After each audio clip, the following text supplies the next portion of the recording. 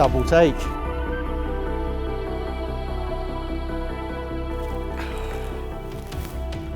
Go on, son. That's a bit of a unit. Well, it is going off on swan this morning. I've got myself on the end of a northerly wind and they have stacked up here and it is kicking right off. There's fish showing everywhere. Christ, I've just had 2 show over the bait and then I've just had a double take, and luckily I always set 2 nets up in a situation like this. And to be honest, I don't use just normal nets, I always use an extending handle. I just find it so much easier to land the fish with a longer landing net handle.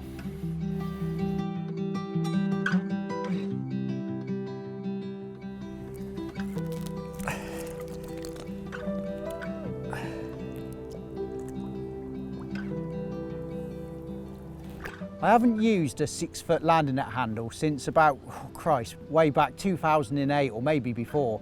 The one thing I learned, it came about from when I was fishing on St John's in Lynch Hill, doing a lot of zig fishing, and the one thing I learned is that when you're trying to land a fish on like an 8-10 foot hook link, the fish pops up too far out and you're always trying to juggle, your rod's too far back and you can never quite get them in the net. So I got myself a Drennan twist lock landing net handle, which extends out to about, I don't know, 2.5–3 meters.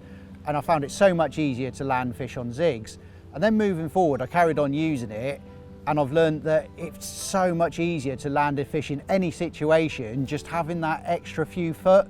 You know, 6 foot's all right, but when you've used an 8-foot landing net handle, in theory, the fish is getting into the net quicker and you've got less chance of a hook pull. You always run that risk that with the angle of the line, when the fish is sort of down beneath you and you're trying to lift the rod back, is not a normal or natural angle. And a number of times I've seen people have hook pulls in that situation. You know, how many times you've heard someone say, I lost a fish over the net cord? Now, if your landing net handle was 2 foot longer, that fish would have been in the back of the net before you'd had that hook pull. Fast forward to 2023, and I'm now using the Onyx twist lock handle.